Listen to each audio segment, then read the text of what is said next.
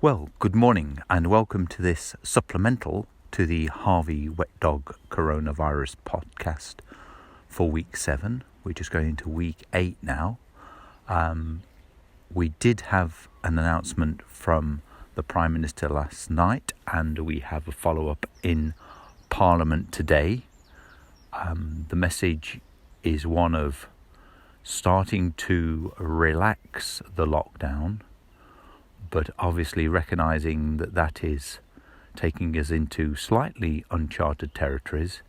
We need to be cautious. We need to maintain the good practices that we've developed over the last 7 weeks, and we need to be alert. And one of the interesting points I noted on the Prime Minister's broadcast was I think he does expect there to be a second peak, but Rule 5 was now clarified. The government have 5 rules that will see us through this next phase. We're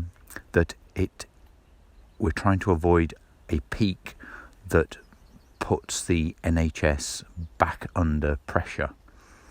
And I thought that was a useful clarification. So we're finding our way through this. I think there is an expectation that the rate of infection, therefore the rate of death, will rise slowly, but that needs to be controlled, and we'll find our way through that. Now, obviously, some people don't like that, and there's been quite a lot of black humour around what the Prime Minister said, but I found he was very honest with us and was really trying to take people on the journey with him. And some people won't want to, and others will try and give it a go. Certainly that's where I am. I don't think we can stay totally locked down forever. We need to find our way through this. Obviously there's been some division across the United Kingdom. Scotland have decided they want to stay home.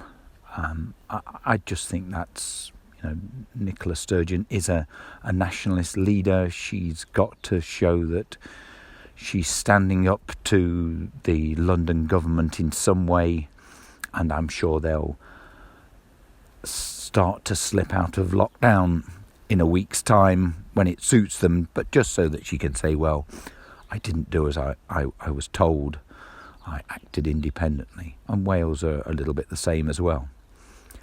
I'm currently reading Hilary Mantel's book, The Mirror and the Light, the life of Thomas Cromwell, and as it transpires, the death of Thomas Cromwell. But it's been interesting to read about the situations. Obviously, they were constantly fighting with the plague, but these constant references to people being in isolation, the king taking himself away and isolating himself. When Jane Seymour goes into labour, obviously keeping herself away from the court in general. And you think, well, if they could manage it in 1537, we should be able to manage it in 2021. Okay, so that was a brief update. As I say, more coming from the government today. We'll see where we are in a week's time. Stay alert.